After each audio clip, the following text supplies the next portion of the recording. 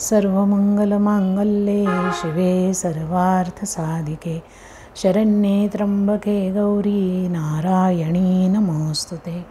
या देवी सर्वभूतेषु शक्तिरूपेण संस्थिता नमस्तस्यै नमस्तस्यै नमस्तस्यै नमो नमः। नमस्कार। जागर शक्तीचा या मंचामध्ये आपणा सर्वांचं मी मनपूर्वक स्वागत करते। शारदीय नवरात्रानिमित्त आपण आपल्यामध्ये असणाऱ्या काही शक्तींचा थोडक्यात परिचय करून घेतला। आपल्यामध्ये किती शक्ती आहे तर त्या शक्ती मोजता येणार नाही इतक्या शक्ती आपल्या शरीरामध्ये कायम वास करत असतात।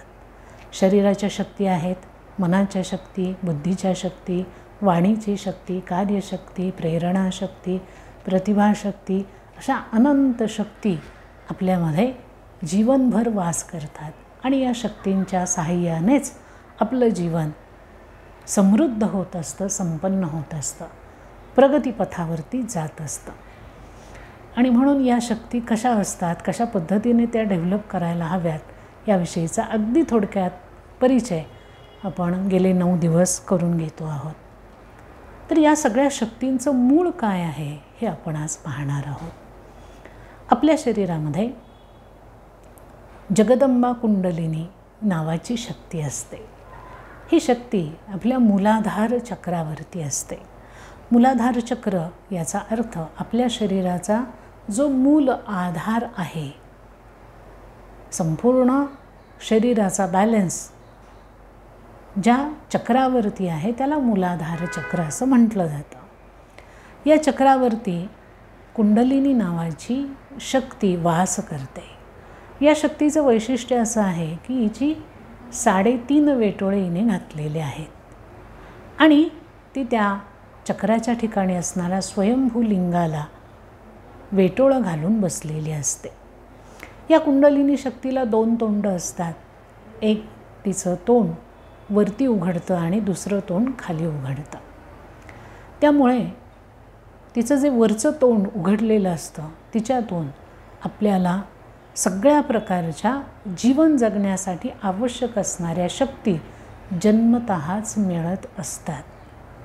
जन्मतःच सगळ्या शक्ती आपल्यामध्ये विकसित झालेल्या असतात। जसा जसा आपल्या शरीराचा विकास होईल तसं तसं त्या शक्तींचं कार्य आणखीन व्यापक होत जातं।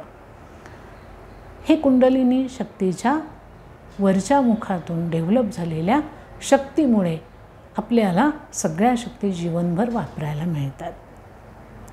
आणि कुंडलिनी शक्तीचं जे खालचं मुख असतं त्या मुखातून जी शक्ती डेव्हलप होते ती मात्र आपला आध्यात्मिक विकास करते, आत्मिक विकास करते। हा आध्यात्मिक विकास, आत्मिक विकास म्हणजे काय तर आपलं मन, आपली बुद्धी यांना आपल्या आत्म्यापर्यंत घेऊन जाते। जो आत्मा ज्याला चैतन्य म्हटलं जातं, ज्याला सच्चिदानंद म्हटलं जातं, ज्याला स्वरूप म्हटलं जातं, अशा त्या आत्म्याच्या ठिकाणी ही चैतन्य शक्ती आपल्याला घेऊन जायला मदत करते। म्हणून ही चैतन्य शक्ती ज्ञानशक्ती देखील आहे। ही चैतन्य शक्तीच सरस्वतीच्या रूपात, भगवती महालक्ष्मीच्या रूपात, भगवती महाकालीच्या रूपात आपल्या शरीरामध्ये वास करत असते।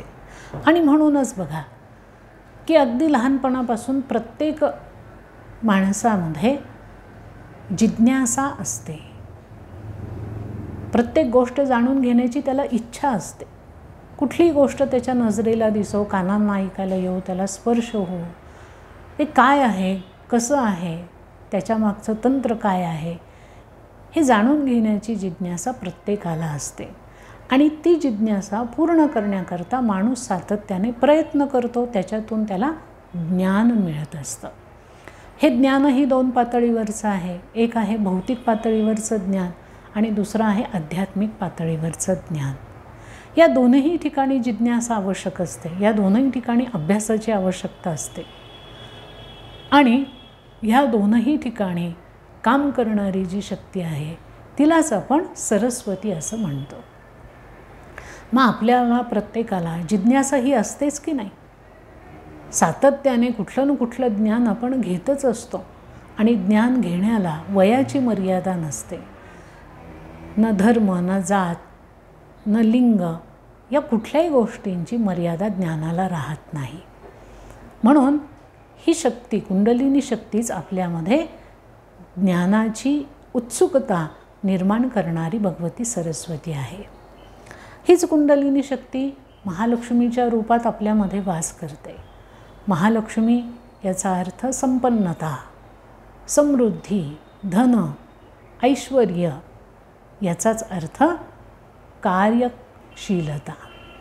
ज्या वेळेला माणूस विविध पद्धतीने काम करायला लागतो त्यावेळेला त्याला या सगळ्या गोष्टींची पूर्तता होत जाते. या गोष्टी त्याला मिळत जातात. जो माणूस सतत क्रियाशील असतो, सारखा उद्योग करत असतो, प्रयत्न करत असतो, काम करत असतो, त्याला भगवती महालक्ष्मी प्रसन्न झाल्याशिवाय राहत नाही. आणि ही वृत्ती आपल्यामध्ये कायम असते. फार कमी माणसं अशी असतात की आहे त्याच्यातच समाधानी असतात. बहुतांश माणसं जी असतात ती सातत्याने उद्योग करतात आणि जीवनामध्ये संपन्नता आणण्याचा प्रयत्न करतात. उत्तम जीवन आपण जगावं, सगळ्या प्रकारचं ऐश्वर्य, सुख, उपभोग आपण भोगावेत अशी प्रत्येकाची धारणा असते, मनाचा संकल्प असतो. तर ही जी आतून आपल्याला प्रेरणा होते काम करण्याची ती त्या शक्तीच्या सहाय्याने होते. म्हणून ही महालक्ष्मी नावाची शक्ती ही आपल्यामध्येच वास करते. त्यानंतर आहे महाकाली. हे शक्तीचं तिसरं महत्त्वाचं रूप आहे. महाकाली म्हणजे विध्वंस करणारी शक्ती आहे, नष्ट करणारी शक्ती आहे. तर आपल्यामध्ये असणारे दोष, आपल्यामध्ये असणाऱ्या विकार, वासना, दुर्बुद्धी यांच्यावर मात करायला शिकवणारी जी शक्ती आहे तिलाच महाकाली शक्ती असं म्हणतात. माणसाचं जीवन हे सोपं नाही, साधं नाही. सातत्याने वेगवेगळ्या अडथळ्यांना त्याला पार करावं लागतं. जे काही वेगवेगळे दोष उफाळून त्याच्यामध्ये वारंवार येतात त्याच्यामधून त्याला स्वतःची सुटका करून घ्यावी लागते. तर अशा पद्धतीने जीवन जगत असताना ते सुकर व्हावं, त्याच्यातल्या अडीअडचणी, आव्हानं ही पार पडावीत याच्याकरता ही शक्ती आपल्याला आतून उत्स्फूर्तपणे प्रेरणा देत असते. आणि म्हणून या 3 महत्त्वाच्या शक्तींवरती आपलं मानवी जीवन हे आधारित आहे आणि या 3 शक्तींना धरूनच ते विकसित होत असतं. मग या 3 शक्तींच्या आपण बाहेर वेगवेगळ्या रूपांमध्ये पूजन अर्चन करतो, आराधना करतो, उपासना करतो आणि त्याच 3 शक्ती आपल्या अंतर्यामी देखील आहेत. ही कुंडलिनी शक्तीची 3 रूपं आहेत. या व्यतिरिक्त आपल्या शरीरामध्ये असणाऱ्या सगळ्या सूक्ष्मातिसूक्ष्म ज्या शक्ती आहेत त्या सगळ्या कुंडलिनी शक्तीच्याच उपशक्ती, उपशक्तींच्या उपशक्ती, अंशात्मक शक्ती अशा स्वरूपात संपूर्ण शरीरभर कार्य करत असतात. आणि म्हणूनच ही कुंडलिनी शक्ती जी आहे तिलाच जगदंबा असं म्हटलं जातं. या कुंडलिनी शक्तीला जसं एका माणसामध्ये कुंडलिनी शक्ती पाहायला मिळते, हीच कुंडलिनी शक्ती सगळ्या प्राणीमात्रांमध्ये आहे. आणि प्राणीमात्रांना व्यापून उरलेलं जे जगत आहे त्याही जगतामध्ये ही कुंडलिनी शक्ती व्यापलेली आहे. संपूर्ण सृष्टी ही या शक्तीतूनच जन्माला येते आणि या शक्तीमध्येच संपूर्ण सृष्टीचं पालनपोषण होतं आणि सगळ्या सृष्टीचा लय याच शक्तीमध्ये होत असतो. ही शक्तीच कारणीभूत आहे. आपल्याकडे आपण असं मानतो की ब्रह्मा, विष्णू आणि महेश या 3 देवता सृष्टीचं संचलन करतात. ब्रह्मदेव सृष्टीची निर्मिती करतात, विष्णुदेव सृष्टीचं पालनपोषण करतात आणि शिवशंकर सृष्टीचा लय करतात. पण या ज्या 3 शक्ती आहेत, 3 देवता आहेत, यासुद्धा त्या जगदंबा कुंडलिनीपासूनच निर्माण झालेल्या आहेत. त्यांच्यापासूनच तिच्यापासूनच या तिघांना त्यांचं काम करण्याची शक्ती मिळत असते.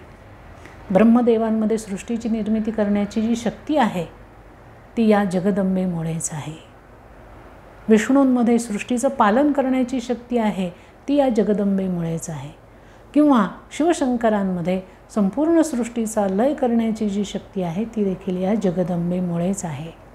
आणि म्हणून ही जगदंबा याचा अर्थ तिने जगताला जन्माला घातलेला आहे. जगत अंबा म्हणजे संपूर्ण जगताची आई. अंब याचा अर्थ आई असा होतो. अंब, अल्ल, अक्क हे जे शब्द आहेत ते आई या स्वरूपामध्ये ओळखले जातात. आणि म्हणून ही जी संपूर्ण विश्वव्यापक असणारी, विश्वजननी असणारी जी शक्ती आहे, जिला जगदंबा असं म्हटलं जातं, हीच जगदंबा संपूर्ण पिंडांना, ब्रह्मांडांना निर्माण करते. केवळ एक सृष्टी ती निर्माण करते का? नाही. अनंत ब्रह्मांड, अनंत सृष्टी ती सातत्याने निर्माण करत असते आणि त्या सगळ्या सृष्टीचं संचलन ती एकटी करत असते. तिच्याच प्रेरणेने विविध प्रकारच्या देवता निर्माण होतात. त्या देवतांना त्यांचं कार्य करण्याकरता तीच शक्ती प्रदान करत असते.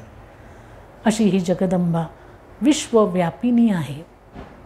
तिच्यातूनच विश्व निर्माण झालेलं आहे.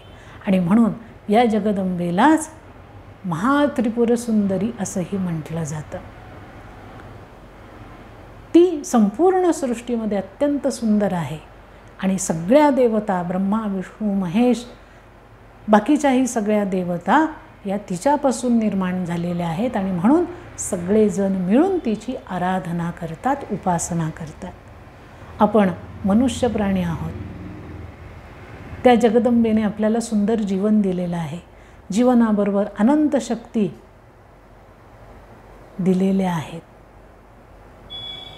आणि त्या शक्ती कशासाठी दिल्यात? तर आपलं जीवन चांगलं घडवायचं आहे. आपल्याबरोबर आपल्या कुटुंबाचं जीवन चांगलं घडवायचं आहे, समाजाचं जीवन चांगलं घडवायचं आहे, राष्ट्राचं जीवन चांगलं घडवायचं आहे आणि संपूर्ण विश्वाचं जीवन चांगलं कसं घडेल याच्यासाठी आपण प्रयत्नशील राहायचं आहे. माणसाने कधीही संकुचित विचार करू नये, संकुचित वृत्ती ठेवू नये. कारण माणूस त्या विश्वाचा एक घटक आहे. माणसाने मनात आणलं तर त्याच्यामध्ये असणाऱ्या शक्तींचा विस्तार विश्वात्मक होऊ शकतो. गेल्या काही शक्तींच्या माध्यमातून आपण ही गोष्ट बघितली आहे की माणसाच्या मनामध्ये, बुद्धीमध्ये असणारी जी अफाट शक्ती आहे त्या शक्तीच्या माध्यमातून तो संपूर्ण सृष्टीला आपल्या कवेत घेऊ शकतो. संपूर्ण सृष्टीमध्ये चांगलं कार्य निर्माण करू शकतो. आणि हीच प्रेरणा त्या भगवतीची आपल्या अंतर्यामी निर्माण व्हायला हवी. ती खऱ्या अर्थाने तिची उपासना घडेल, ती खऱ्या अर्थाने तिची पूजा घडेल असं मला वाटतं. या शारदीय नवरात्रानिमित्त आपण सर्वांनी जागर शक्तीचा या मंचाला भेट दिलीत. त्याचे सगळे व्हिडिओ आपण बघितलेत आणि त्यावरती चांगल्या प्रतिक्रिया दिल्यात. त्याबद्दल मी सर्वांचे मनपूर्वक आभार मानते. आणि हा शक्तीचा जागर आपल्यामध्ये आपण कायम चालू ठेवावा अशी विनंती करते. या ठिकाणी थांबते. धन्यवाद.